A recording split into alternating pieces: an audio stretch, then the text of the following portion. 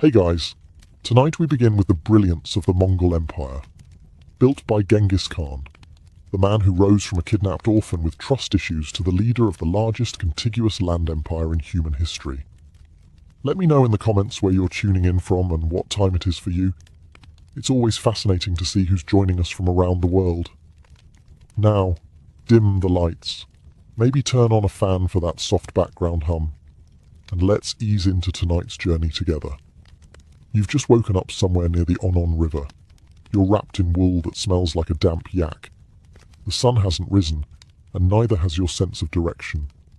There's frost on your boots, a thin layer of ice in your nose, and the sound of something snorting far too close to your head. It's your horse. Of course it is. He's your bedmate, your ride, your heating system, and occasionally your lunch. Personal space is not a concept here. He breathes heavily on you and steps on your coat while you try to stand. He does not apologize. Mongol horses never apologize. Your camp is already in motion. No one speaks. They just mount up and ride off like smoke. A boy with a bow the length of his body gallops past you, yawning. He looks about 10. His saddle is older than he is. He's been riding longer than you've been conscious. You tighten your sash, pack your gear, and climb onto your horse. There's no stirrup ceremony, no deep breath of gratitude, no breakfast. You chew dried meat while riding. If your jaw isn't strong, it will be by tomorrow. Assuming there is a tomorrow. The wind cuts sideways. It's not wind for decoration. It's the kind that flays the unprepared. You're riding into it at full gallop. Your face goes numb by the third ridge. No one notices. No one asks if you're okay. This is the step. You are either riding, or you are part of the landscape. By midday, you've switched horses twice. Not because you're tired. The horse is. You're expected to be harder than your animal. If the horse is struggling, you carry more. This is considered balance. You urinate from horseback. You eat from horseback. You fight from horseback. If you fall off, you will be trampled. If you stop moving, you will be left. If you complain, no one will listen. They'll just assume the wolves got you early. You ride because everyone rides. Because there are no roads, no destinations, only speed and survival. And because in the Mongol Empire, walking is for prisoners, and you are not a prisoner. Yet. You've survived the ride. You're not dead. That's good. But now you're hungry. Which is a shame, because breakfast here isn't a meal. It's a dare. Someone hands you a leather sack. It sloshes. That's your morning beverage. Fermented mare's milk. It's white, sour, slightly fizzy, and smells like what a saddle feels like after 3 weeks of riding through war zones. You drink it anyway, not because you want to, because that's what there is. It's called erag. It's technically alcoholic, but not the fun kind of alcohol, the kind that reminds you bacteria are real and they live in your throat now. Mongol children drink this. So do warriors. So do grandmothers. If it burns going down, that's how you know it's working. Food? There might be a hunk of dried mutton. Maybe. It's grey, shriveled, and so tough you could use it to resole your boots. You chew it for 20 minutes. It doesn't get smaller. It just becomes wetter. There's also some curd, a rock-hard, sun-dried dairy lump that could double as a projectile weapon. It tastes like sour dust, feels like gravel, and makes your teeth question their purpose. You consider crying, but your tears freeze before they fall. You sit on the ground because there are no tables, no chairs, no napkins, just wind, wool, and the distinct scent of someone boiling something with hooves in it. There are no forks, no spoons. Just your hands and the silent judgment of the old man across from you who's already finished his meal, tied a new knot in his saddle rope, and is now sharpening a blade with the kind of intensity usually reserved for religious experiences. You eat what's given. You don't ask what it is. That's a good way to stop being given food. There's no chatting. Mongols don't waste time with pleasantries before battle, or after, or during meals.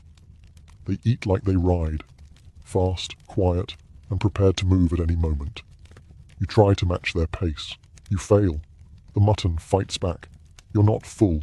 You're not satisfied. But you're slightly less starving. And in the Mongol Empire, that's a win. It's mid-morning now. The horses are sweating. So are you. And you may be wondering, when do you wash? You don't. In the Mongol Empire, clean is not about soap or baths. It's about not dying from infection. And even that's negotiable. You smell like leather, horse, meat smoke, and the faint sourness of whatever your boots are made from. Everyone else does too. No one comments.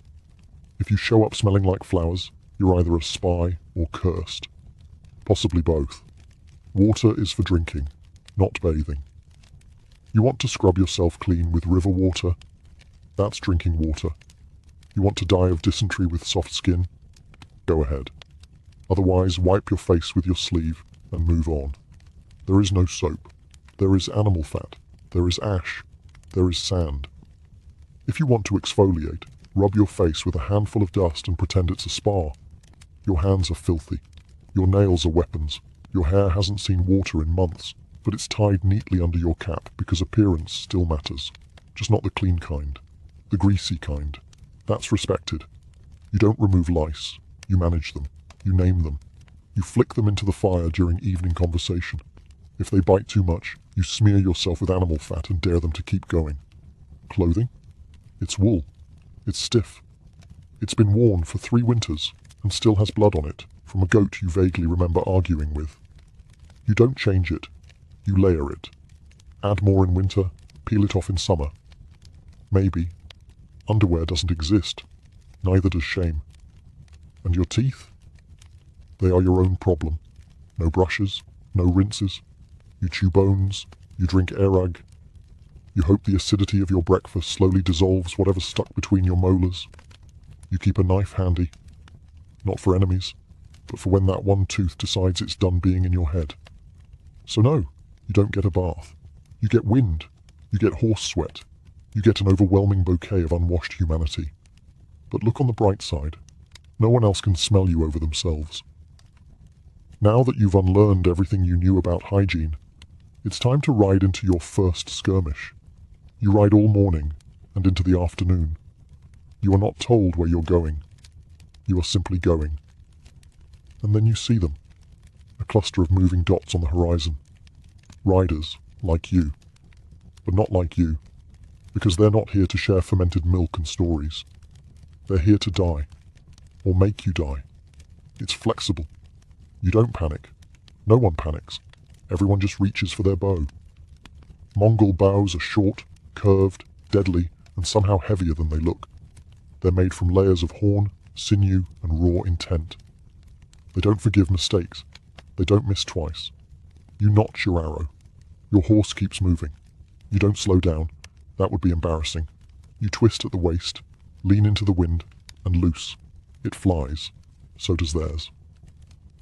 Welcome to Mongol warfare. No glorious sword fights, no chivalrous duels, just arrows. Constant, intelligent, unromantic arrows, fired from impossible distances while galloping. You've barely blinked, and 3 of your enemies are already on the ground. 2 more are riding in the wrong direction, possibly reconsidering their entire lifestyle. The trick is movement. Always moving. The enemy tries to close in. You retreat, not in fear, but on purpose. The famous feigned retreat. Let them think you're running. Let them chase. Then turn around and shoot them in the face. You're part of a dance. Fast, precise, brutal. There's no shouting, no battle cries, just the snap of bowstrings and the dull thud of impact. You hear a scream. It's short. You don't look back. Your arrows aren't just sharp. They're poisoned. It's not personal. It's practical. Wound 1 enemy and let his comrades waste time dragging him away. Wound 2 and you've stalled their entire flank. Efficiency is more important than honor. You've now fired maybe 50 arrows. You've lost count. That's fine. There's a bag of 70 more hanging from your saddle. You shoot until your fingers blister, then shoot anyway, because if you stop, you won't have fingers. By sunset, the battle is done. You don't know how many you killed. No one does. No one's counting. Only one thing matters. You're still riding. You don't celebrate. You wipe your blade. You eat. You sleep. And tomorrow, you ride again. The battle's over. The sun dips behind the hills. No singing, no parades, just a crackling fire and the subtle sound of something being dismembered nearby. Dinner. You're expected to eat what you kill. If you didn't kill anything today, don't worry. Someone did. You just have to help prepare it. That means skinning, slicing, searing, or occasionally stabbing the goat again because it's somehow still twitching. The meat is tough. Of course it is. It's from an animal that spent its entire life walking uphill in a snowstorm. You roast it on an iron spit that's been in the family longer than most family members. There are no spices, no salt, no ceremony. If it bleeds less than you, it's ready. You sit in a circle, chewing quietly. Everyone stares into the fire like it owes them money. A warrior beside you gnaws a rib clean, licks the bone, then throws it behind him like it might grow into another goat. The fat is the best part. It's greasy, rich, and absolutely essential to staying alive. Mongols prize fat above all, not for flavour, but because it sticks to your ribs and keeps your soul from freezing at night. You don't question it. You bite into it like it wronged your ancestors. There's no bread, no vegetables, just meat and dairy, and something in a wooden bowl that might be soup or might be regret. If someone hands you a chunk of organ meat, you take it. You eat it. You do not ask what it was in life. Curiosity is a luxury. You are not a noble. You are not a guest. You are a stomach with legs and a knife. After eating, there is no clean-up. The bones go to the dogs, the ashes to the wind. You wipe your hands on your cloak, which also doubles as a napkin, towel, and winter blanket. Hygiene is still theoretical. Someone belches. This is considered polite. You do it too. Congratulations. You're adapting. Later, when you lie in your felt-wrapped bedroll beside a snoring horse, you'll dream of meat, because that's what tomorrow holds too. And if it doesn't, you'll have to ride further until it does. There's no announcement. No first snowflake drifting poetically from the sky. One night, you're sleeping with your boots off. The next, your boots are frozen solid, and so is your will to live. Welcome to winter on the steppe. It doesn't get cold, it becomes cold. A creeping, bone-deep, cruel cold that wraps around your ribs and whispers, "You were never meant to be here." The wind doesn't howl, it bites. It has teeth and they're sharp, and they aim for your ears. Your breath turns to fog, then to ice, then to regret. You sleep with your horse now. Not near your horse. With your horse. You press your back against its side like it's a lover made of hay and muscle. You'd say it's awkward, but at least it's warm. Clothing becomes a game of layers. Wool over leather over fur. You stop feeling your fingers by mid-morning. You stop feeling your toes the day after. You try not to think about it. If they come back, great. If not, fewer things to stub. There's no firewood, no forests, just frozen dung. You burn it without question. It smells like betrayal, but it's heat. The smoke curls around your face and makes your eyes water. You blink, and your eyelashes freeze together. You are now part sculpture. Your water, ice. Your food, ice. Your nose, bleeding. You ride anyway. Mongols don't stop for weather. If it's not an arrow or a plague, it's not worth mentioning. You ride with snow in your boots and wind in your bones, and nobody cares. Especially not the horses, who seem to enjoy it. The cold changes you.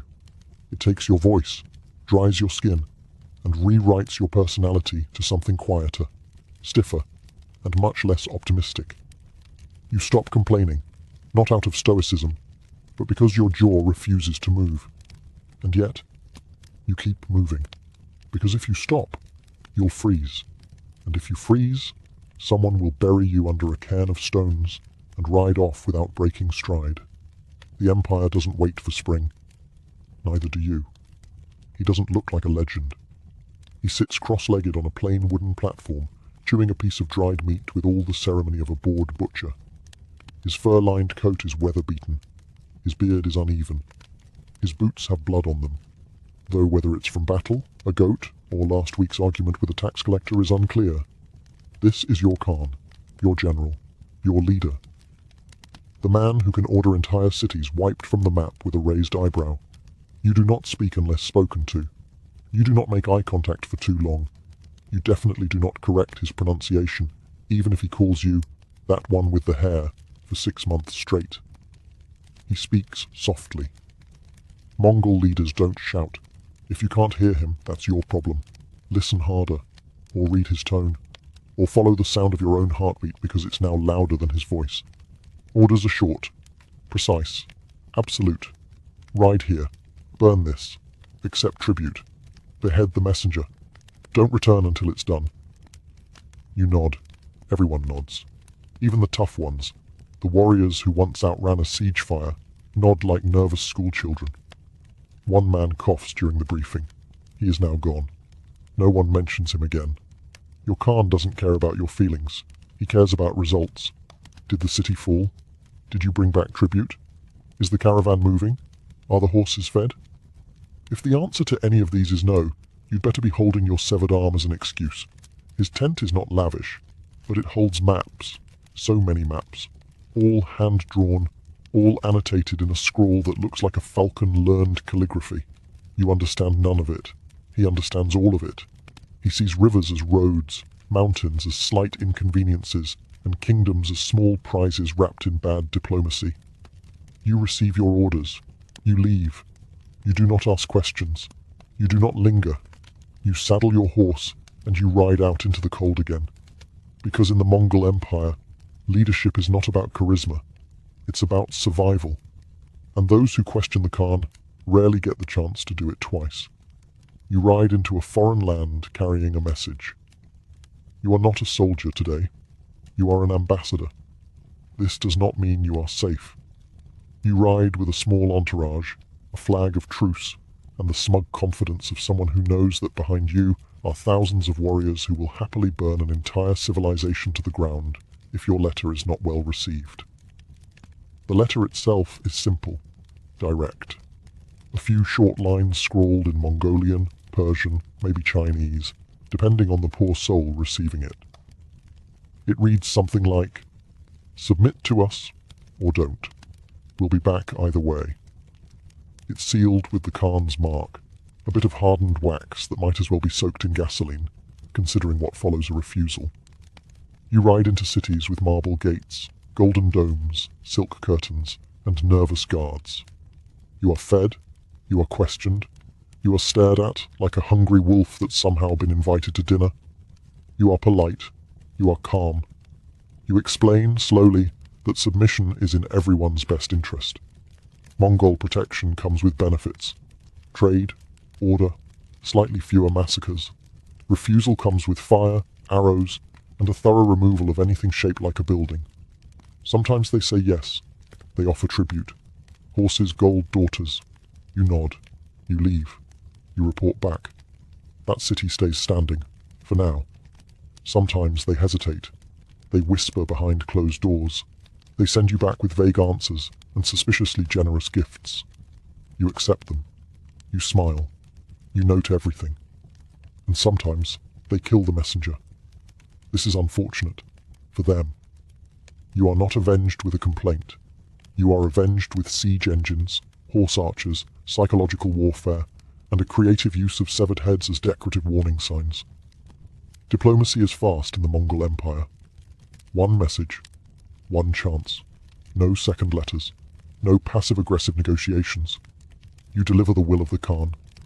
If it's ignored, his reply arrives strapped to the back of 40,000 mounted archers and a few very enthusiastic engineers. You don't argue. You don't negotiate. You deliver. And if the world listens, it lives. You've ridden into what passes for a Mongol capital. You were expecting towers, maybe walls, some kind of palace with polished floors and a guy in a hat offering figs.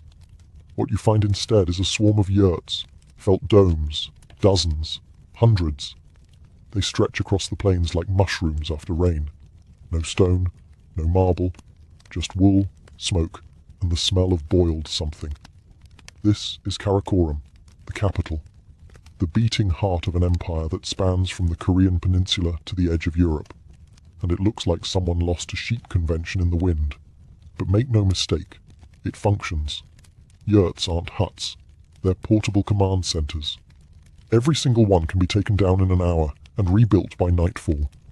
You can burn a city. You can't burn something that's already gone by morning. The Khan's yurt is larger than the rest. Its doorway faces south. Always. You do not enter without invitation. Inside there's felt, furs, scrolls, and a throne that looks less like a seat of power and more like a sturdy place to survive a siege of guests. People come here from all corners of the empire. Traders from Baghdad, princes from Kiev, spies from the Song dynasty, all sitting cross-legged, drinking mare's milk, pretending not to notice the woman in the corner who just disassembled a deer with a spoon. There's no bureaucracy in the European sense, no towers full of scribes. There's just a man with a memory like a steel trap, and a few assistants who write things down using bone styluses and a tone of mild terror. Laws are spoken. Decrees are sent out on horseback. Paper is valuable. Ink is expensive. Mistakes are fatal. And yet, the streets are clean. The roads are safe. The trade routes run like blood vessels. There's no poverty because there's no room for it. You're either useful, or you're on a horse somewhere being made useful. This isn't Rome. This isn't Baghdad. This is the Mongol answer to urban civilization. Mobile, brutal, efficient. No spires, no statues, just felt, fire, and the knowledge that the entire city could vanish by sunrise and reappear 5 valleys away like it was never there at all. You steal a horse. You're hungry. You're cold. It looks unattended. You think, just a quick ride, maybe 2 miles, maybe 3. You'll bring it back. Probably. They catch you before you hit the tree line. Now you're on your knees in front of a man with a mustache so sharp it might count as a weapon. He's not angry. He's not shouting. He's just pointing at the horse, then at you, then at a nearby rock. Flat, broad, execution ready. You're about to learn something important. There are no jails, no appeals, no 16-step legal process. Justice in the Mongol Empire comes in 2 forms, repayment or removal. If you steal, you repay double, if you can. If you can't, something else gets taken. A finger, a hand, occasionally your head, depending on the mood and the market value of what you tried to steal. You plead your case. Briefly, Mongols believe in clarity. If you talk too long, they assume you're lying. You shorten your explanation to 3 words and hope they count as a character reference. The elders discuss. One of them spits. Another one shrugs. Then they nod. Verdict: you live. Sentence: you walk. As in, you no longer ride. The horse is gone. You now follow the caravan on foot until your honor is considered untarnished, which may take a season, or several. No one gives a timeline. Mongols aren't sentimental about rehabilitation. You're either punished or not. After that, they expect you to keep up. Murder? Punishable by death, unless it was a justified blood feud, in which case you owe the family livestock, labor, or a wife. Preferably all 3. Lying to your commander? Death. Harming a fellow Mongol? Death. Harming a foreigner under protection? Double death, with extra ceremony. On the other hand, honesty, courage, generosity, respected, deeply. Even if you smell like fermented despair and ride like a sack of potatoes, if you speak truth and keep your word, you are considered worth feeding. Mongol law is harsh, but it's fast, predictable, and impossible to bribe. You know where you stand, usually in front of someone with a sword, and if your conscience is clean, so are your hands. Mostly. The scouts return. No one speaks. They just nod toward the west, where smoke rises like a promise. It's a city, walled, fortified.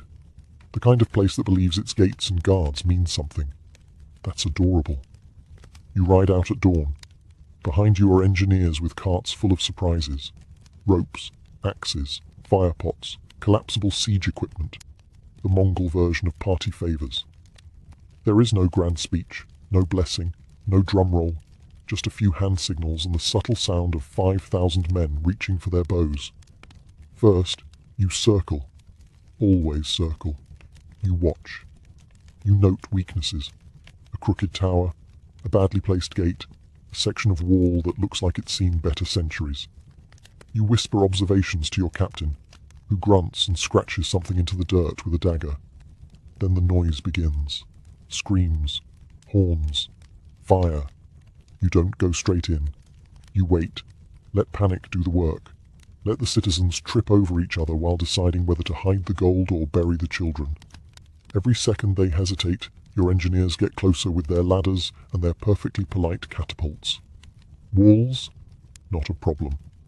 Mongols build siege towers on site using materials from the landscape. Trees, rocks, occasional furniture from a recently evacuated monastery. You don't carry equipment, you carry confidence. The archers create a storm. It's not a volley, it's a weather system. Arrows blacken the sky and rain down with the soft thock of progress. Then you ride in. You hit the gate, not like a hammer, like wind with teeth. You spill through the breach, blades drawn, horses foaming, eyes narrowed not from rage, but calculation. This is not madness. This is math. Every alley you clear is one step closer to the granary. Every corner you conquer is logistics. You don't loot for greed. You loot for supply. And when it's done, when the towers fall and the banners are pulled down, you don't gloat. You inventory. Who surrendered? Who resisted? Who is useful? Who is decorative? The rest vanish. Swiftly, efficiently, and by nightfall, the city is Mongol. And you? You're already making plans to be somewhere else tomorrow. The banners are up. The bodies are down. The city is quiet now. The kind of quiet that comes after everyone realizes who's in charge. You. You, the conqueror. You, the horse-breathed outsider who was elbow-deep in a siege engine this morning and is now reviewing tax codes over goat stew. Because that's how it works. In the Mongol Empire, conquest isn't the end. It's the onboarding phase. The locals peek out from shattered windows and ruined temples, expecting the usual. Pillage, plunder, decades of burning resentment. Instead, they're greeted by a man in a fur coat holding a list of professions. The Mongols don't destroy everything, only the things that resist. The rest, catalogued. If you're a blacksmith, you stay. If you're a weaver, same. If you're a scholar, congratulations, you now work for a man who's never read a book, but understands exactly how many arrows it takes to erase a library. There's no formal government structure. There's you, and a few scribes, and a mountain of Mongol common sense. You appoint officials, preferably locals who understand the language and know how not to get stabbed during tax collection. Laws are simple. Obey the Khan, pay what you owe, don't cause trouble. If that sounds vague, don't worry. Enforcement is very clear. One warning, then rope. Trade routes are reopened by noon. Toll stations are manned by evening, and the market is already selling roasted fish like nothing happened, because commerce is the Empire's second religion, right after horses. You don't impose your culture. You don't build statues. You just make sure the grain gets counted and the caravans leave on time. Mongol rule is not about identity. It's about efficiency. You can keep your temples and your customs, just not your rebellion. A tax is levied. Census takers move in. And by week's end, the same people who were screaming yesterday are now grateful the roads are safer. You conquered them. Yes. But you also improved delivery times. You're riding west now. Further west than you've ever gone. Past the familiar pastures, past the cities you helped sack, past even the yurts with familiar insults carved into them. This is the frontier, the ragged edge of the Empire, where the air is thin and the rumours are thick. No one gives you directions. Directions are for people with roads. What you get are gestures. A shrug toward a mountain, a vague wave past a smoking valley, and the eternal Mongol compass. Follow the bones. Out here you ride past things the Empire hasn't yet decided whether to acknowledge. Strange stone towers, half-built forts abandoned mid-hammer, trees with ribbons tied around them, gifts for gods who've clearly stopped answering mail. You pass a monastery with its doors ripped off. Inside, there's incense and silence. A monk bows to you, offers you tea, and doesn't flinch when you track mud across his sacred floor. He's seen your kind before. He knows what happens when someone says no. Then come the rumors. Whispers about ghost armies, about cities that vanished overnight, about a mountain pass where a Khan's brother disappeared and came back 2 years later, smiling and never blinking again. You don't believe most of it, but you ride slower anyway. At night, you camp in silence. No fires, no laughter. Just you, your horse, and the sound of wolves having theological debates nearby. You wrap your cloak tighter and check your blade twice, not because of bandits, but because of stories that start with, "No one who rode this way. Even your horse is uneasy. It whinnies at shadows. And this is a horse that's eaten human flesh and napped through thunder." The edge of the Empire isn't marked by fences. It's marked by atmosphere. A thinning of command. A stretching of logic. Out here, the Khan's word arrives late and often whispered. Still, your orders are clear. Scout, observe, return.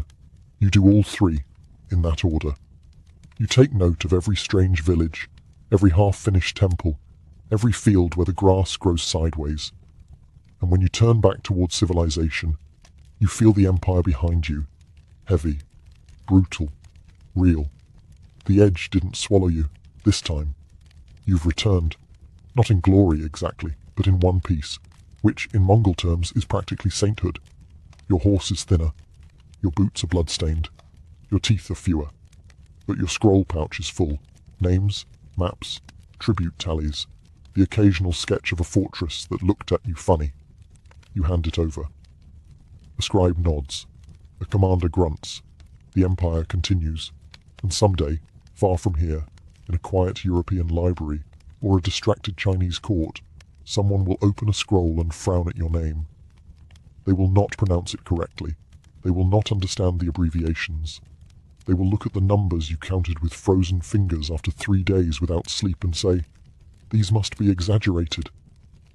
Because history has a funny habit. It smooths out the parts that make it nervous. And the Mongol Empire makes historians very nervous.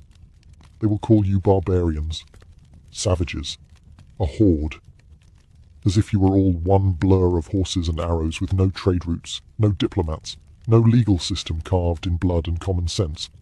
They'll forget the engineers, the postal system, the religious tolerance. They'll remember the sieges, who wouldn't? But not the fact that you asked cities to surrender before flattening them, that you offered peace, order, and lower toll fees.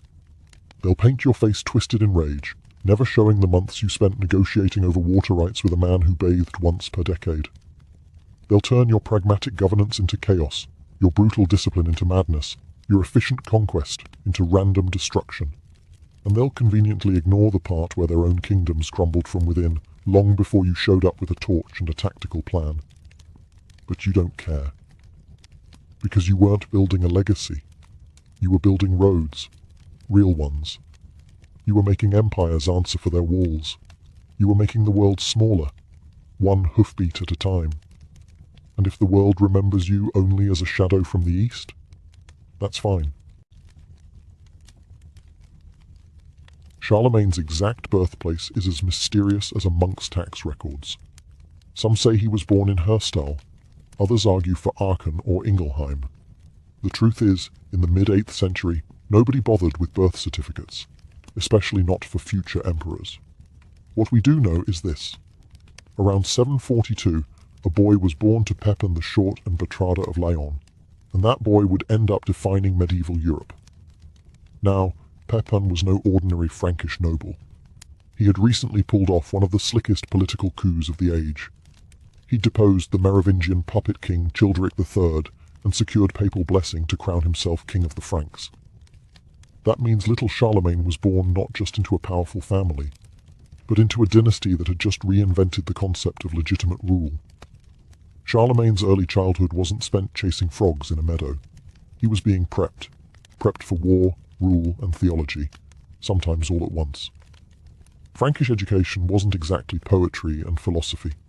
It was heavy on swords, prayer, and how to keep unruly nobles from stabbing you in your sleep. His tutor? Possibly a man named Fulrad, who was less story time at bedtime and more recite these Latin prayers or feel my wrath. We don't know much about young Charlemagne's personality.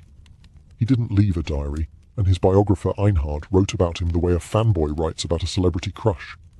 But one thing is clear, even in his youth, Charlemagne stood out. Not just because he was over 6 feet tall in an age when 5 feet was impressive, but because he took to leadership like a duck to water, or more accurately, like a Frank to conquest. By the time his father died in 768, Charlemagne was more than ready to inherit the kingdom. Well, half of it. In true medieval fashion, the realm was split between him and his brother Carloman. Sharing power never works well in monarchies, or at family dinners, so naturally, tensions started simmering. But for now, Charlemagne was officially king, young, ambitious, and already eyeing a Europe that hadn't been united since Rome. The crown was on his head, the sword was in his hand. And Europe? Europe was about to meet its new architect. Charlemagne's first challenge as king wasn't a foreign invasion or rebellious noble. It was Carloman, his younger brother, the other guy with a crown. Pepin the Short, in all his wisdom, had split the Frankish kingdom in half, giving Charlemagne the western part and Carloman the eastern. In theory, this was supposed to be a peaceful joint venture. In practice, it was a passive-aggressive disaster with swords. The brothers didn't get along, at all. Their territories were technically allied, but their courts operated like rival war camps. Carloman was suspicious, prideful, and possibly just plain difficult. Charlemagne, on the other hand, was already showing signs of being a ruthless strategist, and wasn't about to let baby brother clip his wings. Tensions escalated over petty slights and political maneuvering. One particularly telling moment came when Charlemagne was called to help suppress a rebellion in Aquitaine. Instead of joining forces, Carloman refused to send troops.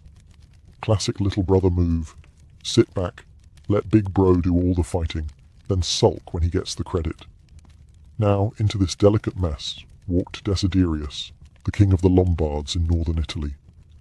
He offered Charlemagne a marriage alliance, his daughter in exchange for peace and cooperation. Charlemagne, ever the opportunist, said sure, and married her. Carloman? He saw this as a betrayal. Desiderius had once supported their father, and now Charlemagne was cozying up to him. The situation was a medieval soap opera, and just when things were about to boil over, Carloman died.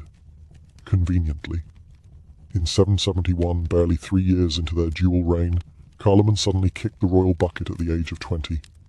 Cause of death? Natural, according to official sources. Which in medieval terms could mean anything from pneumonia to he looked at someone the wrong way. Charlemagne wasted no time.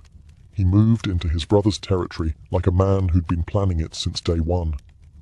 Carloman's widow and children fled to, guess who? Desiderius, who was now fuming. So Charlemagne now had all of Francia under his rule.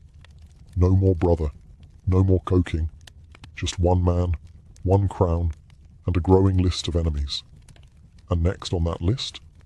The in-laws. Now that Carloman was out of the picture, Charlemagne had a kingdom to himself, and a problem in Italy. Specifically, Desiderius, king of the Lombards. You know, the guy whose daughter Charlemagne had married, and then very quietly divorced the moment Carloman died. Awkward. Desiderius was not pleased.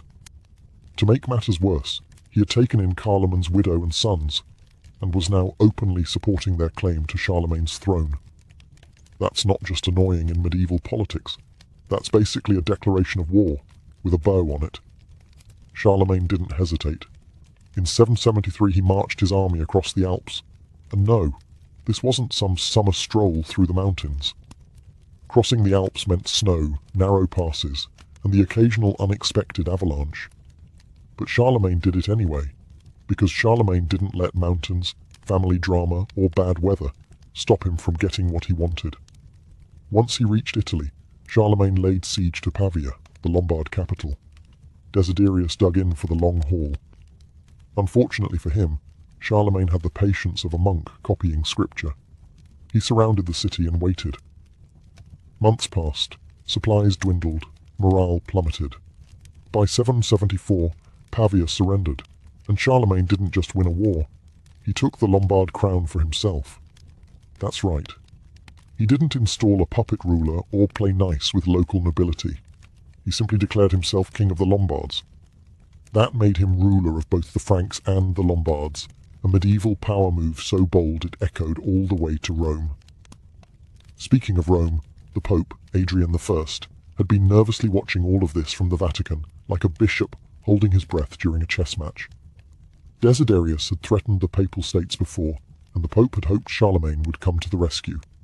Charlemagne did, and in return he received the Pope's blessing and a convenient alliance with the Church that would last for decades. The Lombard campaign wasn't just a family feud turned conquest, it was a statement.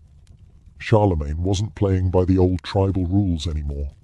He was building an empire. And now he had the backing of God's representative on earth, which made it a lot harder for anyone to say no to him. With Italy under control and the Pope sending warm regards, Charlemagne turned his gaze north, toward the Saxons.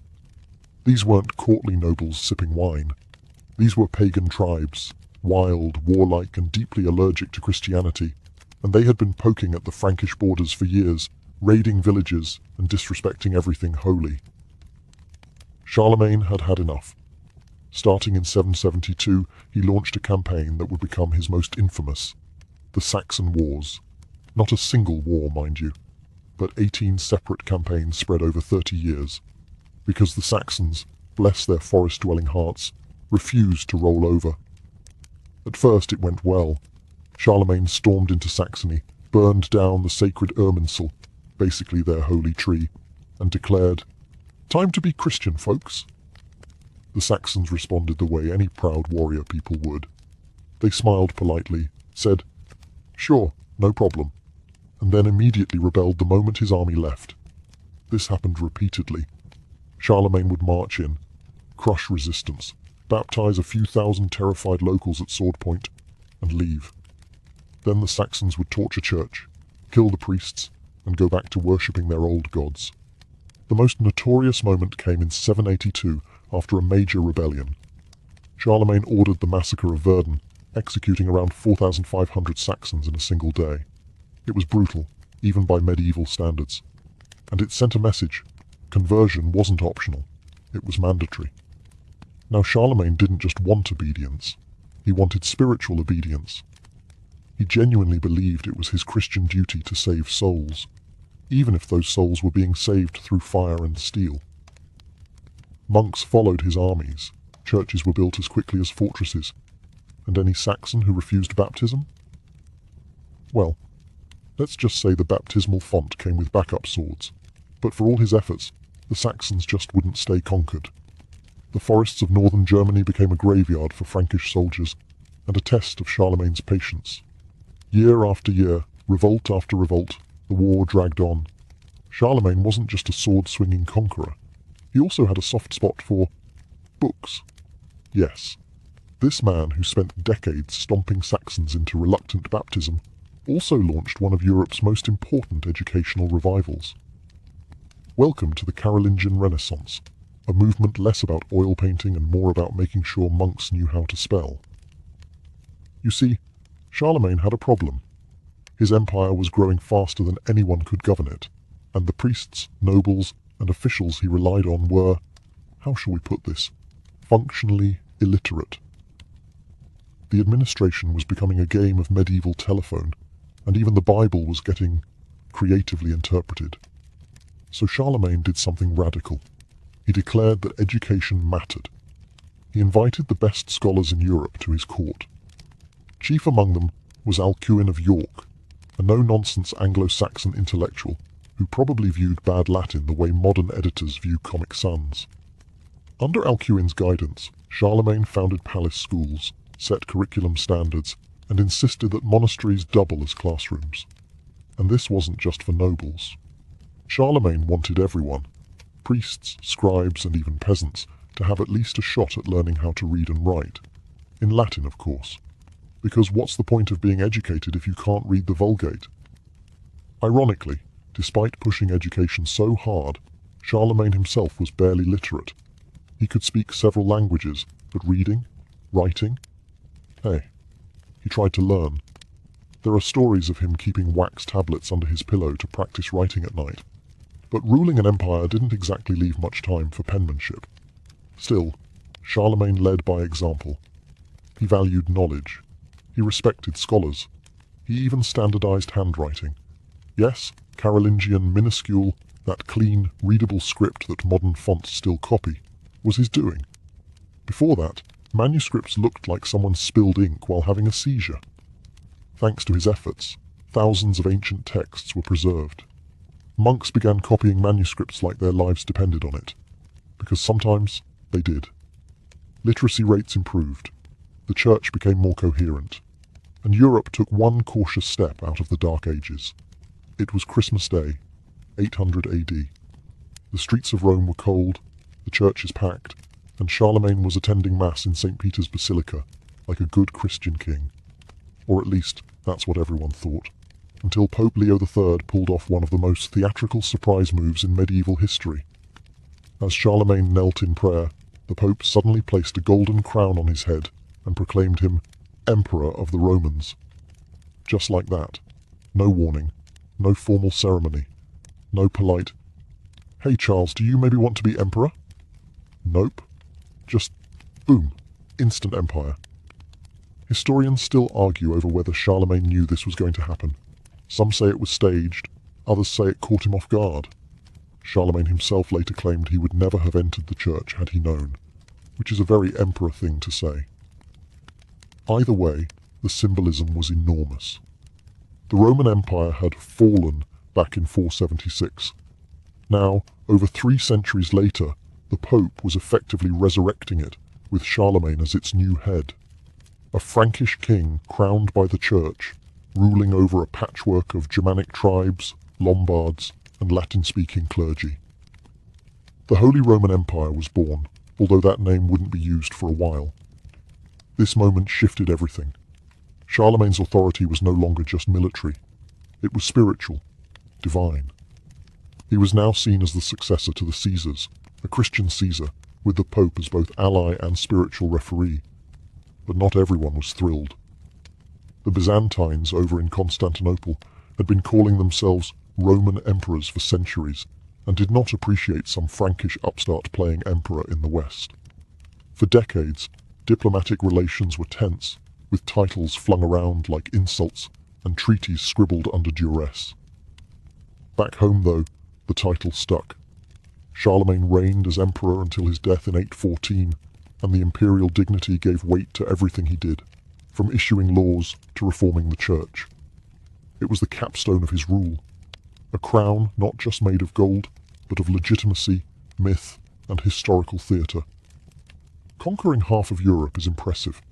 Keeping it running without the whole thing collapsing into civil war, that's the real magic trick. And Charlemagne, oddly enough, managed it not just through blood and steel, but with ink, messengers, monks, and the medieval version of spreadsheets. Once he was emperor, Charlemagne got serious about governance. He knew he couldn't be everywhere at once, so he started building a system that looked suspiciously like an early version of modern bureaucracy, just with more Latin and slightly fewer bribes. Probably. At the heart of his administration were the Missi Dominici, literally, the Lord's envoys. These were trusted officials, always sent in pairs, usually one noble and one bishop, who travelled around the empire delivering royal orders, inspecting local lords, and making sure no one was quietly building their own little kingdom in the backwoods. Think of them as medieval auditors, only with swords and divine backing. Local counts and dukes still ruled their regions, but they answered to Charlemagne. And if they didn't, well, a friendly visit from a Mrs. Dominicus could quickly turn into a career-ending conversation. Charlemagne didn't do tolerance when it came to disloyalty. He also introduced capitularies, written laws and instructions that applied across the empire. These covered everything from how to run a monastery, to how many soldiers a noble had to provide, to what kind of bread should be served at imperial banquets. Yes, even bread regulation, because you can't have an empire falling apart over badly baked loaves. But this wasn't just micromanagement for its own sake. Charlemagne believed in order, Christian order, and to him, a stable, well-run empire reflected divine favor. His laws weren't just legal, they were moral. He wanted a society where everyone knew their role, paid their taxes, to the church and to him, and prayed at the proper time, preferably under a roof he had personally authorized. It wasn't perfect. Corruption still existed. Communication was slow, and sometimes local lords quietly ignored orders when no one was watching. But for a man ruling over a territory that stretched from the Pyrenees to the Elbe, it worked surprisingly well. By the early 800s, Charlemagne's empire was the biggest Europe had seen since the fall of Rome. From modern-day France and Germany to northern Italy and parts of Central Europe, his domain stretched across cultures, languages, and weather patterns that could give a bishop frostbite in July. The man ruled over Catholics, pagans, semi-Christianized tribes, ambitious nobles, and moody bishops, and somehow he kept them all more or less in line. On the surface, things looked glorious. The Carolingian Renaissance was in full swing.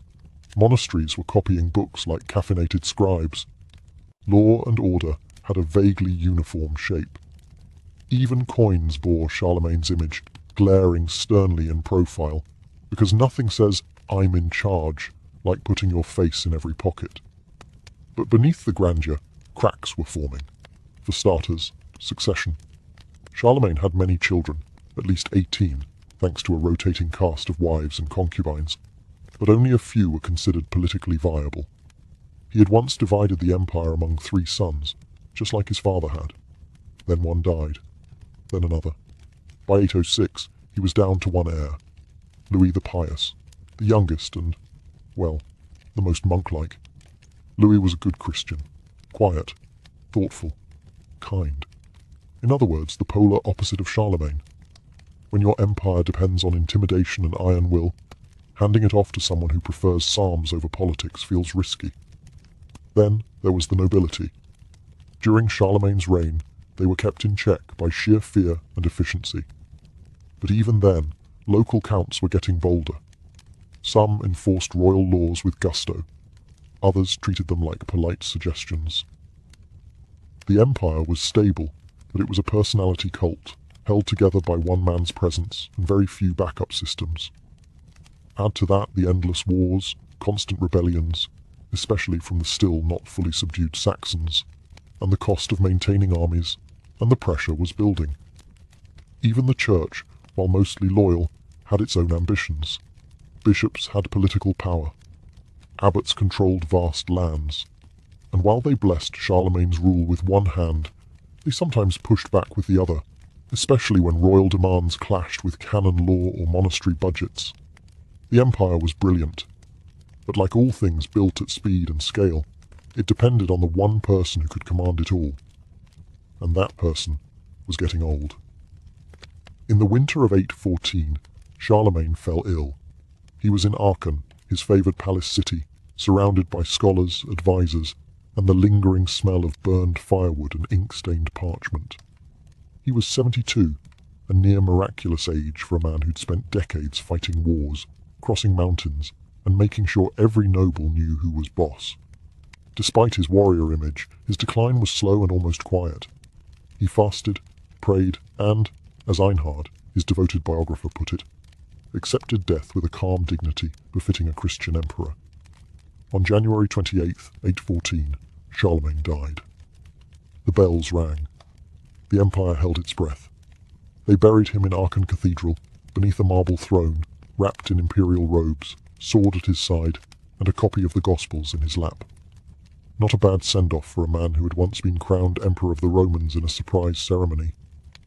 Later legends would claim he sat upright in his tomb like a sleeping king, ready to rise again if the empire ever needed him. Romantic nonsense, of course. But telling. His only surviving son, Louis the Pious, inherited the whole empire, along with its unwieldy borders, rebellious nobles, and growing unrest. Louis tried to rule well, he really did, but he wasn't his father. The iron grip loosened. Power fragmented. Civil wars broke out. Within a few decades, the grand empire Charlemagne built was split into pieces, eventually giving rise to France and Germany as separate kingdoms. And yet, Charlemagne's legacy didn't dissolve with his empire. It grew. He became a mythic figure, Carolus Magnus, the ideal Christian king. Popes invoked his memory. Emperors styled themselves in his image. The Holy Roman Empire, founded long after his death, claimed him as its spiritual father. Even Napoleon, centuries later, modelled his coronation after Charlemagne's, eager to snatch a bit of that old divine glow. Charlemagne didn't just unify Europe. He gave it a blueprint, a fusion of Roman law, Germanic kingship, and Christian faith. He helped drag a continent out of the ruins of the Dark Ages and planted the seeds for the nations that would define it. When he died, the world lost a man, but it gained a legend, and legends, as Europe would prove again and again, are far harder to bury. A medieval feast was not just about eating. It was about being seen.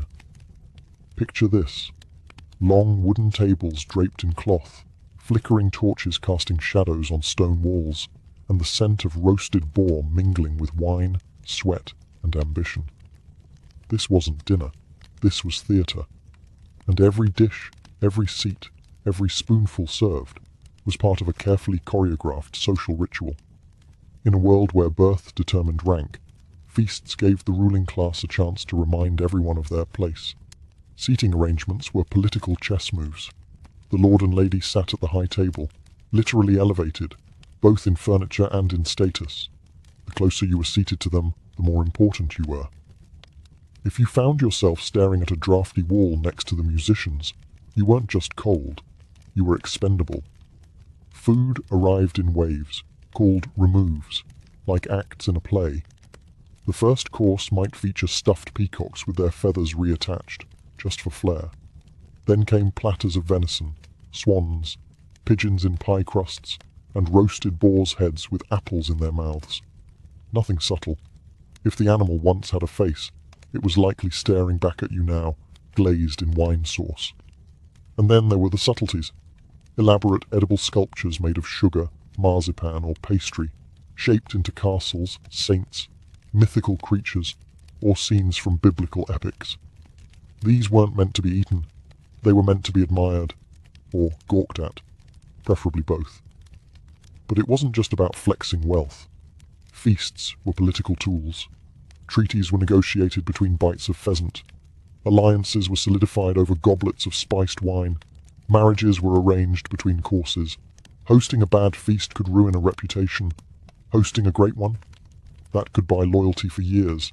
Even silence had meaning. Guests weren't just allowed to speak freely. Toasts were timed. Music cued conversations. A juggler might perform to distract from an awkward lull. A poet might recite flattery so syrupy it made the boar seem bland. Behind every grand medieval feast was a scene of pure, beautiful chaos, the castle kitchen. Not your cozy modern space with ceramic countertops and herb gardens. No, this was a smoky, shouting, wood-fired war zone, run by a hierarchy that would make a small army blush. At the top of this culinary command tower stood the master cook, the Gordon Ramsay of his day.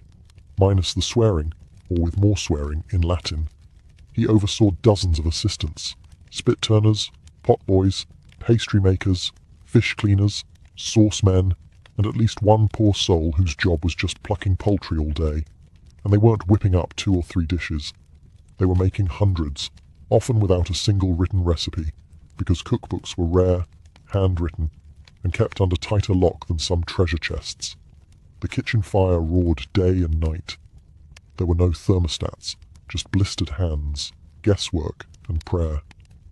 Meat was roasted on massive spits turned manually, usually by young boys whose arms never stopped spinning. And the size of the meat? Let's just say a cow might show up in pieces over the course of a 3-day feast. Sauces were vital. Everything was doused in a combination of vinegar, wine, and exotic spices. Not because they were trying to mask rotten food, as the myth says, that would have insulted the guests, but because spices were wealth. Saffron, cinnamon, cloves, nutmeg. These were imported luxuries. Serving them wasn't just about flavor. It was about flexing trade connections. This chicken tastes like cinnamon was basically medieval for I'm loaded. Bread was a staple, but came in different classes. The nobility got the fine white manchet bread, the servants ate the coarser brown loaves, and under every dish was a trench, a stale piece of bread used as a plate which soaked up all the greasy juices and was then either eaten by the lower classes or thrown to the dogs. Or both, depending on the dog's manners. The smell? A blend of herbs, meat, yeast, sweat, and fire. The noise? Constant clanging, shouting, and the occasional panicked squawk from a goose that had not yet accepted its fate. It wasn't glamorous, but it was efficient, and without it, the entire illusion of effortless nobility upstairs would have collapsed like a poorly baked pie. If you ever got invited to a medieval feast, congratulations, you were either important, rich, or someone's political pawn. But what actually landed on your plate? Let's just say, if you're a picky eater, you might want to look away. Meat ruled the table. Deer, wild boar, rabbit, pheasant, swan, even porpoise if you were dining on a particularly eccentric coastline. Everything that could walk, fly, swim, or vaguely resemble meat was fair game, literally. Hunting was both sport and supply chain. Nobles went out and killed the food they would later brag about while eating it, and the rarer the animal, the higher the status. Whole roasted animals were the stars of the show. Picture an entire pig, snout polished, teeth bared, apple in mouth, or a swan, feathers reapplied post-cooking because presentation. If it looked dangerous before, it was supposed to look majestic now. But it wasn't just about quantity. The menu was strategic. You didn't dump everything on the table at once. You served it in courses, called removes. The first might include lighter fare, soups, small pies, fish if it was Friday and the church was watching. Later courses escalated to the heavy hitters, roasts, game, pies stuffed with meat and spice and more meat. Fish had its own day in the spotlight, especially during fasting seasons. Eels, pike, and herring were frequent guests, sometimes moulded into the shapes of animals they were definitely not. Because why serve boring boiled fish when you can serve a fish that looks like a hedgehog? And the spices. Oh, the spices. Medieval people didn't believe in bland. Cinnamon on chicken. Absolutely. Ginger and gravy? Of course. Sugar on meat? Why not? Sweet and savoury lived happily on the same plate, sometimes on the same bite. Vegetables, by contrast, were suspiciously absent from noble plates. Root vegetables and greens were often seen as peasant food. Too humble, too earthy. Lords didn't care for turnips unless they were stuffed into a pastry shaped like a unicorn. By the end of the feast, the menu had gone from tame to theatrical. The goal wasn't to satisfy hunger. The goal was to overwhelm, to dazzle, to leave your guests stuffed, stunned, and maybe just slightly afraid of the next remove, because dessert might just be breathing fire. While the food did its job of clogging arteries and signaling wealth, a medieval feast wasn't complete without entertainment, and lots of it. You didn't just eat. You laughed, listened, gawked, and occasionally winced at whatever unfolded between courses. Enter the fool, the court jester, clad in bells, mismatched colours, and enough audacity to insult the host without getting beheaded, usually. The fool's job was to make people laugh, mock the powerful, and provide an air of controlled chaos. They juggled, told bawdy stories, and performed slapstick routines with the finesse of someone who knew that one bad joke could end in unemployment or execution. Then came the minstrels, with their lutes, harps, and voices trained in ballads about love, war, and the occasional dragon. Music filled the hall, not as background ambiance, but as part of the experience. These songs weren't just for mood. They were political commentary, historical records, and flattery disguised as melody. If the lord of the house was featured heroically in the third verse, congratulations, the minstrel would eat well tonight. For something flashier, you had acrobats and fire breathers. Yes, real fire. Indoors. In a wooden hall lined with rushes and tapestries. Safety codes were a distant fantasy. Sword swallowers, animal tamers, even dancing bears made appearances, though the bears weren't always thrilled about it. And then there were the subtleties. Edible performances, sugar sculptures that doubled as political satire, giant pies with live birds inside, released mid-course for dramatic flair. Nothing said we're rich like cutting into a pie and watching doves explode from it, while the guests politely applauded and tried not to get pooped on. Some feasts included morality plays, little theatrical skits about virtue, sin, or the dangers of not respecting the church. These were performed by travelling troops or occasionally by monks who were far too excited to play the devil. Everything was calculated. Entertainment kept the mood light, distracted from political tension, and ensured that no guest had time to whisper rebellion between sips of mead. A good entertainer could prevent a duel. A bad one might start one. At a medieval feast, you weren't just watching a show. You were the show. And the laughter. That was just another way to keep the knives pointed away from the host. In the medieval world, what you ate wasn't nearly as important as who you ate it with. A feast was the medieval version of a press conference, marriage proposal, court negotiation, and corporate takeover, rolled into one gloriously greasy event. Hosting a feast wasn't just hospitality, it was strategy. It signaled wealth, power, generosity, and control. And every single element, from seating arrangement to sauce choice, communicated status. Take seating, for example. The high table wasn't just physically elevated, it was socially radioactive. The lord and lady sat in the centre, flanked by their most honoured guests. Bishops, foreign ambassadors, visiting nobles. If you were anywhere near the salt cellar, you were somebody. Everyone else was, well, just happy to be breathing the same roasted air. That's where we get the term above the salt. You were either close to the host and important, or seated near the floor with the minstrels and empty wine jugs. Invitations weren't handed out like candy. Being summoned to a feast meant you mattered, and refusing to attend? That was a statement, one that might earn you a visit from armed men asking why your chair was empty. On the flip side, attending the feast of a rival could mean you were switching sides. Every guest list was a political minefield. The food itself carried messages. Serving a particular regional delicacy could flatter a visiting duke. Offering an overabundance of game meant, look how vast and well-stocked my lands are. Including foreign spices said, I have trade connections you only dream about. Even wine could be loaded with meaning. Was it local? Imported? Blessed by a bishop? Then there were the gifts. Guests sometimes brought offerings, jewels, relics, horses, and were expected to praise the host in return. Toasts were part flattery, part performance, and sometimes part warning. Feasts were also the stage for alliances. A marriage match could be sealed over honeyed quail. A land dispute resolved by the third remove.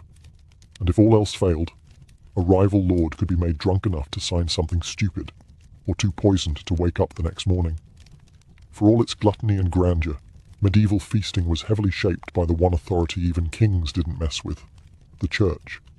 And the church had opinions, strong ones, about what you could eat, when you could eat it, and just how guilty you should feel afterward. In the medieval calendar, there were more fasting days than feasting days. That's not an exaggeration. Nearly half the year was designated for some form of dietary restriction. Wednesdays, Fridays, Lent, Advent, various vigils, you name it. And on these days, meat from land animals was strictly off the table, literally. So how did the nobility cope? With creativity. They still threw feasts. They just swapped out ingredients. Out went beef, pork, and venison. In came fish, eggs, almonds, and anything that could pretend it wasn't technically meat. Beaver tails, for example, were considered fish because they were scaly and aquatic. Problem solved. God's fine with loopholes, right? Dishes became culinary acrobatics. Chefs molded almond milk into imitation cheese. They turned fish into fake roasts. Some meals looked like sin, but technically followed the rules. And of course, wine didn't count as food. It never does. On feast days, celebrating saints or holy events, however, it was open season. And the church threw its own festivals too. Easter, Christmas, Epiphany. These weren't just sacred. They were licensed excuses to eat everything in sight. A Christmas feast might stretch for 12 full days, each course bigger and more absurd than the last. Because nothing says, Christ is born, like a pie with 4 types of bird inside. Monasteries weren't exempt either. Though monks were supposed to live humbly, some abbeys became legendary for their kitchens. A wealthy monastery might fast on oysters and spiced eel. Monks developed precise food schedules, including seasonal menus and loophole-heavy substitutions that kept their bellies full and their sins technical. Still, food was spiritual business. Feasting wasn't just indulgence. It was a divine performance. You gave thanks before you ate, made offerings to the church after, and prayed your cook hadn't served you meat on the wrong Thursday. In the medieval world, gluttony was a sin, but banqueting with holiness? That was practically a sacrament. For all the roasting boars and juggling fools, a medieval feast was not a free-for-all. There were rules, many of them. In fact, if you wanted to keep your status and your seat, you had to know how to behave like a proper, greasy-fingered noble. First rule, don't touch the food like a peasant. Forks weren't widely used yet, so people mostly ate with their fingers, but there was a system to it. You used the first 3 fingers of your right hand, never your left, unless you wanted to start rumors about witchcraft or poor hygiene. Second, don't lick your fingers until the end of the meal. It was considered perfectly acceptable to rinse your hands in a shared basin between courses, but licking them during dinner? That was low class, like showing up without shoes, or being French in an English castle. Every guest had their own knife, which they brought with them. Your host didn't provide cutlery, just food and a place to put it. Your knife wasn't just for cutting, it was a personal statement like a medieval iPhone. Flashy handle, you're important. Rusty blade, enjoy sitting by the firewood. Drinking etiquette was its own battlefield. You didn't just guzzle your wine. You toasted, you sipped, you offered the cup to your neighbour, especially if you were angling for a favour or wanted to politely challenge them to a duel later. And yes, you shared goblets. Germ theory hadn't been invented yet, and everyone was too busy dying from plague to worry about lip contact. Then there was conversation. You were expected to talk, but not too much. Laugh, but not too loudly. Praise the food, but not more than the host. Don't speak with your mouth full unless you're insulting a rival, and don't burp unless you're Mongolian, or drunk, or both. At fancier feasts, hand-washing rituals were practically ceremonial. Servants poured scented water over guests' hands, often before the first remove and again before dessert. Not for cleanliness, just to remind everyone how refined they were. Etiquette wasn't about being polite. It was about proving you belonged. One slip, spilled wine, a dirty sleeve, reaching too far across the table, and suddenly you weren't feasting with lords. You were back with the dogs, and they didn't share the wine. After the last swan was carved, the final toast delivered, and the fool escorted out for juggling bread rolls into a bishop's goblet, one question remained. What happened to the food? Medieval feasts produced an obscene amount of it. Boars, pies, jellied fish, sugar castles, and bread trenchers soaked in meat drippings. It was more than even the hungriest noble could consume. But waste was a luxury too. What you didn't eat sent just as loud a message as what you served. So, where did it all go? If you were lucky, it went to the servants. They ate in shifts after the feast, picking over what remained from the lower tables. Sometimes they'd get choice cuts, especially if a favoured guest passed along their untouched roast, or decided not to eat the stuffed hedgehog pastry. It wasn't glamorous, but it beat porridge. The trencher bread, that thick slice acting as a plate, was a special case. Saturated with sauces and grease, it was rarely eaten by the nobles, unless they were really drunk. Instead, these soggy slabs were collected and often distributed to the poor. Not out of charity, mind you. It was more like nobles saying, "Here, have the leftovers of our greatness." But if you were a peasant, getting a slab soaked in spiced boar fat was better than a sermon on humility. In monasteries and churches, feast leftovers became alms. Feeding the poor wasn't just encouraged, it was expected. Leftovers were gathered into baskets, blessed, probably after the fingers were picked out, and handed out as a moral duty. Sometimes, the poor were even invited to dine in the great hall after the nobles left, though seated in a very different spot, and usually without the juggling bear. Still, Not everything went to hungry mouths. Some of it was simply thrown out, fed to pigs, or composted in castle midden heaps. Why? Because in medieval high society, restraint was overrated. A surplus showed wealth. Letting food spoil quietly behind the kitchen door was just part of the show. So while the nobles sobered up and congratulated themselves on a feast well hosted, life went on for the rest. Servants nibbling bones, peasants lining up for trenchers, dogs wrestling over fish heads. Because in the medieval world, even leftovers had a hierarchy. The candles had burnt low. The minstrels were snoring under benches. Half the guests were face down in pie crusts, and the other half were staggering through castle corridors looking for their shoes, or dignity. The feast was over. But the morning after, that was a whole different ritual. Cleanup began before the guests even left. Servants moved like ghosts, clearing bones, scraping trenchers, and sweeping rushes off the floor. Those sweet-smelling herbs scattered to mask the stink of sweat, spilled wine, and noble flatulence. Rushes had to be replaced regularly, especially after a feast where the floor absorbed more than just crumbs. And then came the reckoning. The steward, essentially the medieval party planner, assessed the damage. Broken goblets, missing silverware, a suspicious amount of spilled gravy near the bishop's seat. It all went into the report. Sometimes guests even stole cutlery as a weird badge of honor. If you left with a spoon, it meant you were important enough to dare. The kitchen was a battlefield. Burned pots, cracked platters, and enough grease to oil a drawbridge. Cooks staggered out like survivors, some missing eyebrows from the oven fire, others grumbling about, "Next time we just serve porridge." For the host, though, the real work had just begun.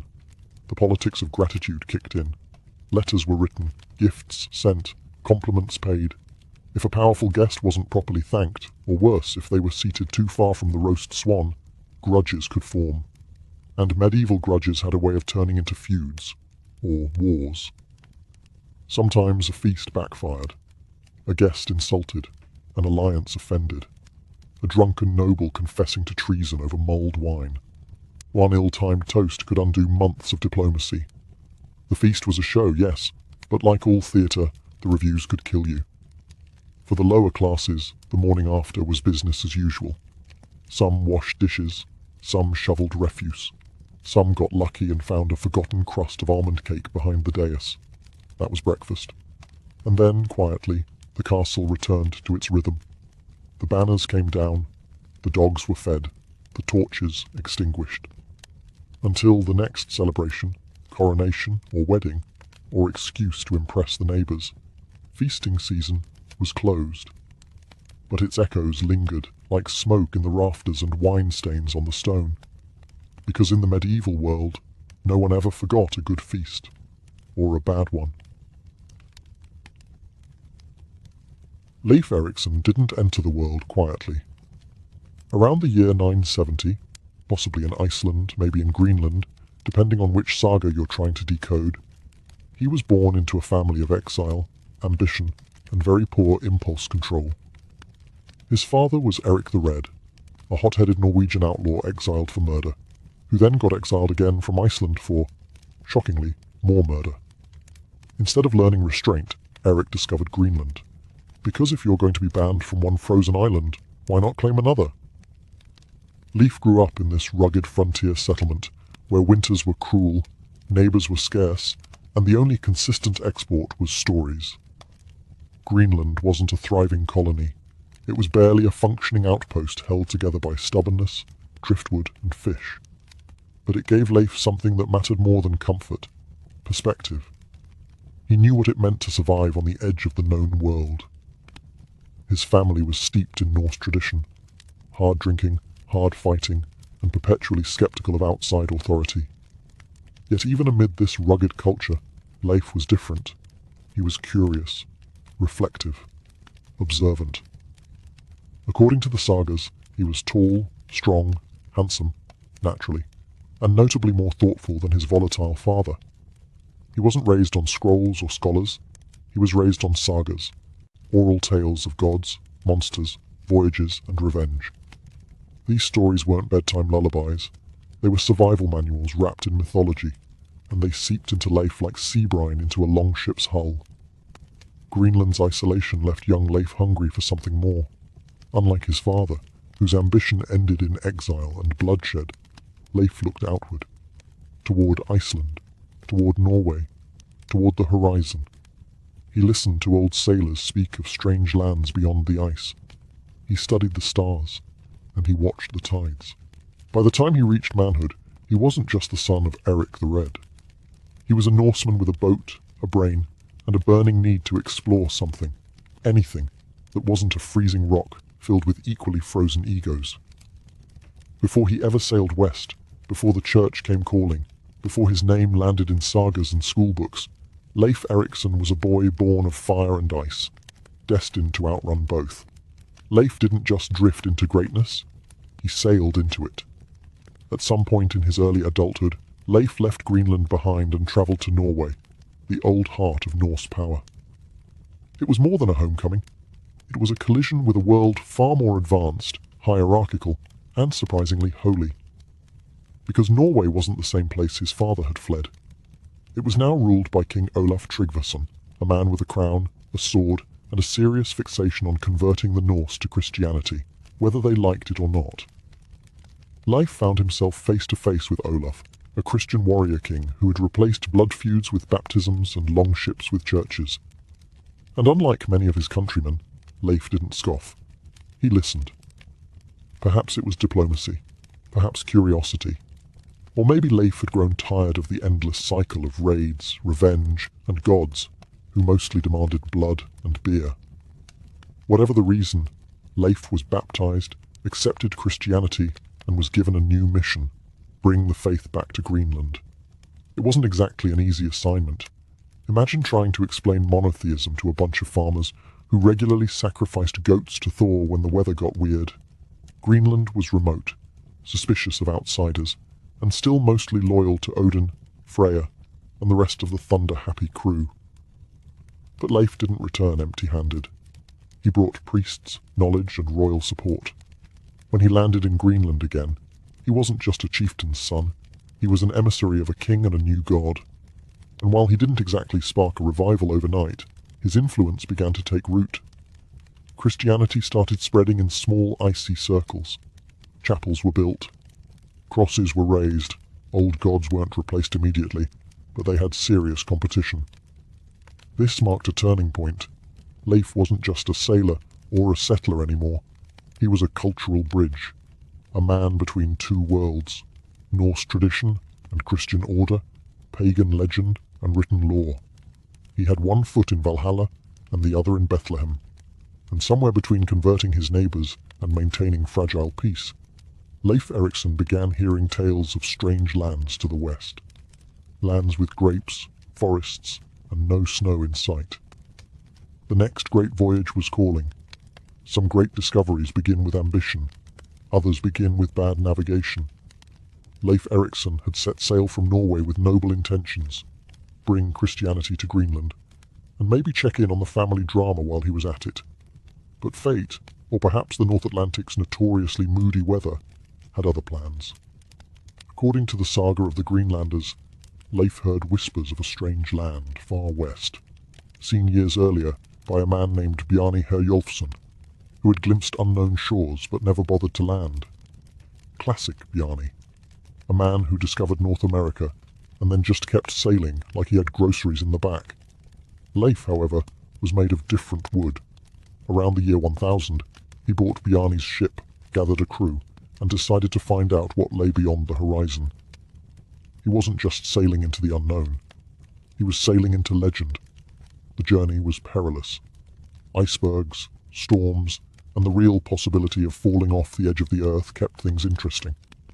But Leif was calm, steady, and, as the sagas claim, annoyingly competent. Eventually, his ship reached a place very unlike Greenland. First came a barren land he named Helluland, likely modern-day Baffin Island, flat, rocky, and unimpressed. Then Markland, probably Labrador, with forests thick enough to build an entire fleet. Useful, but still not quite the promised land.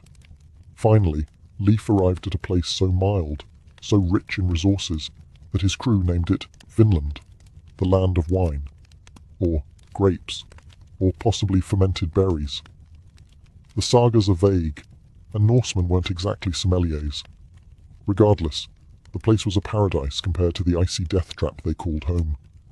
They built houses, explored rivers, and enjoyed the novelty of not having to chip their drinking water out of a glacier. Leif called the main settlement Leifsbudir, Leif's Booths. Humble name for a man accidentally making history. He stayed through the winter, mapping the land, gathering timber, and preparing stories that would shake the north once he returned. There were no grand conquests, no wars, just quiet, practical exploration. Surprisingly modern for a Viking. Leif didn't plant flags or declare ownership. He just observed, named, and left. And yet, in doing so, he became the first European to set foot in North America. Before Columbus, before maps, before anyone knew what he'd done. Leif Erikson's landing in Vinland should have been the start of a new Norse golden age. Mild climate, wild grapes, tall timber, no frostbite. What more could a Greenlander ask for? But paradise, as it turns out, comes with problems, especially when you don't ask the locals if they mind visitors. According to the sagas, Leif and his crew spent a winter in Vinland, building huts and gathering valuable resources. They found self-growing wheat, vast forests, and enough fish to feed a saga's worth of warriors. It wasn't just a discovery, it was a solution. Greenland was cold, barren, and isolated. Vinland was temperate and overflowing with potential. But Leif didn't colonize it. He didn't claim it in the name of the king, didn't build a church, and didn't bring a second shipload of settlers. He simply returned to Greenland with a cargo hold full of timber and a story no one could believe was real. Why? The sagas don't say much, but what came next suggests that Leif knew Vinland wasn't empty. Later Norse expeditions, led by his brother Thorvald, his sister Freydis and others, would find themselves in violent clashes with the indigenous peoples they called Skraelings.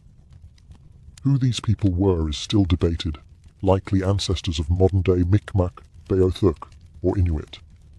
What's clear is that they weren't thrilled about heavily armed strangers showing up with axes and entitlement. Though Leif's expedition saw no bloodshed, he may have sensed that this land was not theirs to take. He didn't attempt conquest. He didn't burn villages. He didn't leave behind a trail of corpses and churches. Instead, he left quietly. Vinland's promise would haunt Norse memory for generations. A land so close, so abundant, yet untouchable.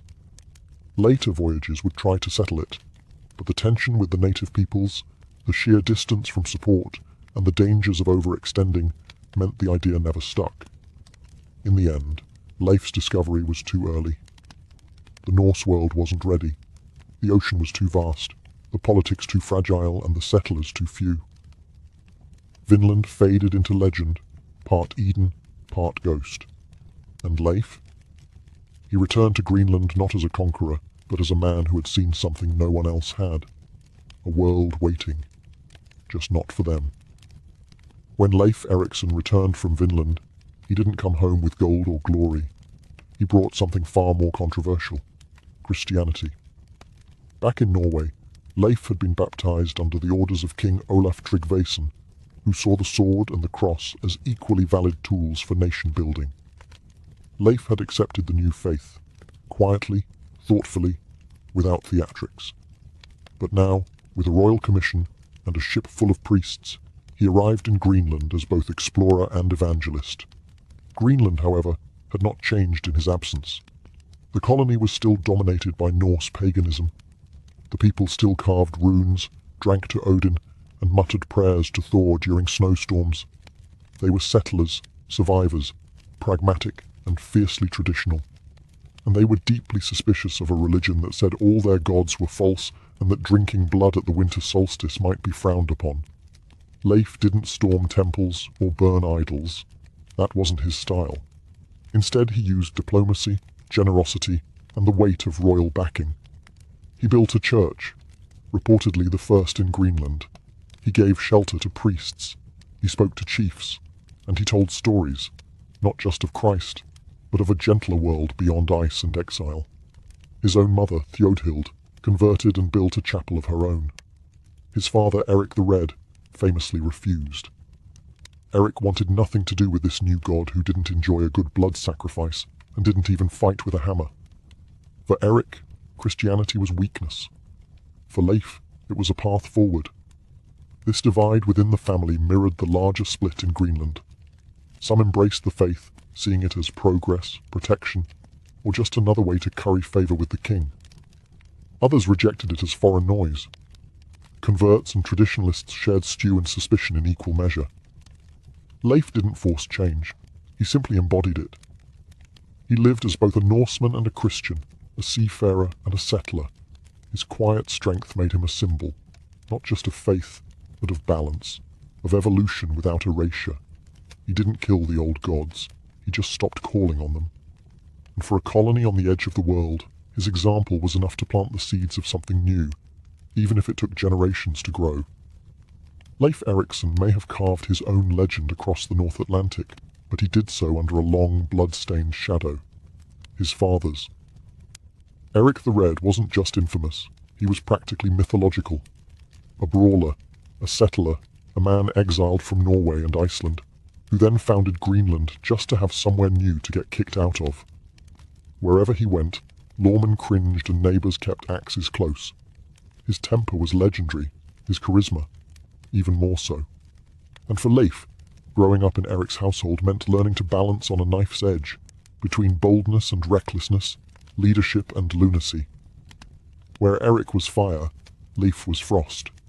He didn't bellow, he didn't threaten, but people followed him anyway. The Greenlanders respected his calm. He didn't conquer with a blade, but with direction, and that may have been exactly what the colony needed. But the comparison never faded. Leif returned from Vineland, not drenched in gold, but with timber and tales. His Christian mission in Greenland spread slowly, while Eric sulked and scoffed. The old man had wanted a warrior son to continue his brutal legacy. Instead, he got an explorer, a believer, one who used diplomacy more than steel. Some saw that as weakness. Others saw it as wisdom. Leif didn't care. He wasn't trying to outshine Eric. He was simply surviving him. When Eric the Red died, some say from illness, others claim it was a slow defeat of spirit. It marked the end of a certain kind of Norseman. Eric represented the world of old gods, exile, and explosive pride. Leif represented something else, a future that looked beyond icy fjords and blood feuds. In the sagas, their relationship feels strained. Eric resents Leif's new faith. Leif tries to convert him. Neither bends. But there's an undercurrent of respect, even admiration. Eric knew his son wasn't like him, and perhaps, deep down, he was glad for it. Leif never became king. He never ruled with force. But he outlived his father, spiritually and historically. He led Greenland into a new chapter. Less dramatic, maybe, but more sustainable. And sometimes greatness isn't about slaying your father's demons. Sometimes it's about refusing to inherit them. After Vinland, after the church building, after Eric the Red was gone, Leif Erikson didn't chase more glory. He didn't mount a second expedition or try to conquer new lands. Instead, he did something thoroughly un-Viking. He stayed home. For the rest of his life, Leif lived in Brattahlid, Greenland, the settlement his father had built. But where Eric ruled with raw authority, Leif governed with a calmer hand. He became chief, yes, but more than that, he became a symbol, not of violence, but of continuity, of quiet leadership in a world that was beginning to change. We don't know much about these later years. The sagas grow vague. His name fades from dramatic action and instead lingers as a presence, respected, remembered, but no longer the center of the storm. He raised a family. His son, Thorkel Leifson, would one day lead Greenland. Christianity spread slowly but steadily. The colony endured. But Vineland, the place that should have changed everything, didn't. Others tried to follow in his wake. His brother Thorvald sailed west and was killed by native resistance. His sister Freydis mounted an expedition filled with treachery axe murders, and bad decisions. Every attempt to settle Vinland failed, not because the land was lacking, but because the Norse world wasn't ready. Distance, hostility, limited support. Leif knew the risks. That's why he didn't return. He had proven the voyage could be made. He had seen what lay beyond the sea. But he also knew Greenland needed stability more than it needed heroics. In time, Vinland became legend. Half memory, half dream. Some believed it, others didn't. But Leif never shouted his discovery from mountaintops. He never demanded recognition or asked for songs. He didn't need them, because he understood something rare. Sometimes, making history means knowing when to step back.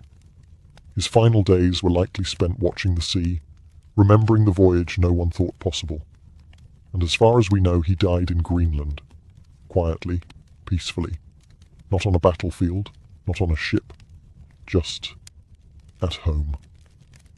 Leif Erikson, the explorer who went farther than any Norseman before him, ended his life not chasing the horizon, but anchoring others to it.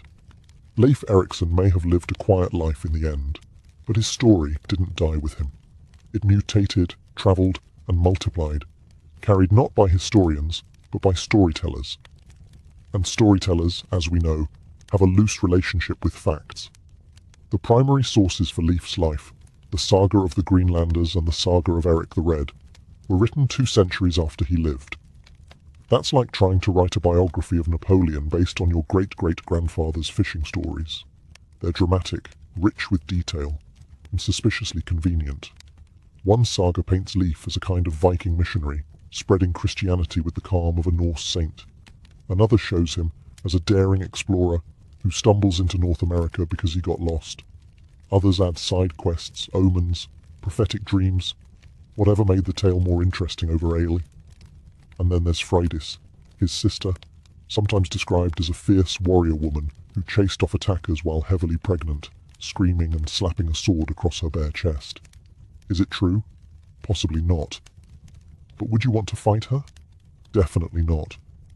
What's fascinating is how the sagas twist truth and legend into a braid you can't untangle.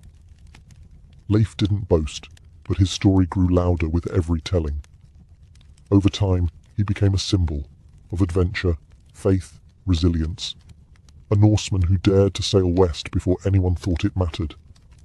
And then he disappeared again, buried beneath centuries of dust, outshone by louder, bloodier names. It wasn't until the 19th and 20th centuries that Leif re-emerged, resurrected by historians eager to find a European who reached America before Columbus. Suddenly, statues appeared. Streets were named.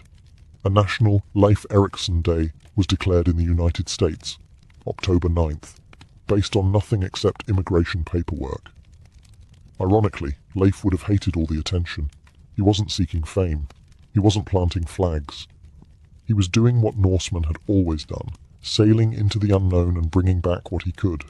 But history had other plans, and now the quiet Greenlander who left no books, no speeches, no boasts, is remembered as the man who discovered a continent, even if he never claimed it. Leif Erikson never built an empire.